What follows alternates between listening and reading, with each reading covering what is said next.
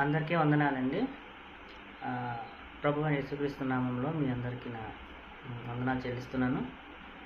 ఇప్పుడు నేను చెప్పబోయే విషయం ఏంటంటే, చాలామందికి ప్రార్థన చేస్తున్నాం కానీ చర్చిలో కానీ లేదంటే స్తుతి కూడికలో కానీ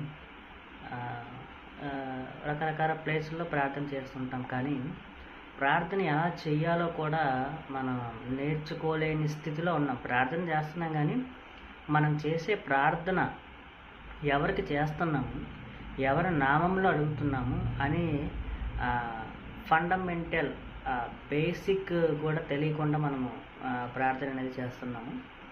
ప్రియమైన వాళ్ళారా, మనకి నచ్చే విధంగా ప్రార్థన చేస్తే తండ్రి అయిన దేవుడు దాన్ని యాక్సెప్ట్ చేయడు. ఎందుకంటే మనం ప్రార్థించేటప్పుడు మనం స్టార్టింగ్లోనే తండ్రి అయిన దేవునికి లేదా పరలోకమందున్న మా తండ్రి అన్ని విధంగా మనం ప్రార్థన స్టార్ట్ చేసి నెక్స్ట్ ముగించే టైంలో యేసుక్రీస్తు నామములో అడుగుచున్నాము తండ్రి అన్న విధంగా మనం ప్రార్థన అనేది మనం ముగించాలి.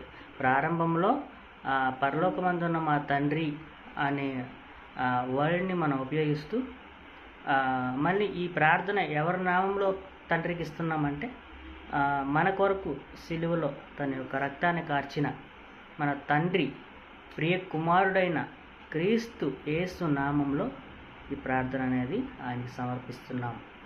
ఆ విధంగా ప్రార్థన అనేది మనం ముగించాలి. చాలామందిలో చూస్తున్నాం కదా, ప్రార్థన అనేది వాళ్ళ మనస్సుకి తోచినట్టుగా లేదంటే వారి యొక్క సొంత అభిప్రాయాలతో చేస్తున్నారు. ఈ విధంగా చేస్తే దేవుడు దాన్ని అంగీకరించడని నేను ప్రేమపూర్వకంగా మీకు తెలియజేస్తున్నాను. ఓకేనండి, అందరికీ వందనాలు.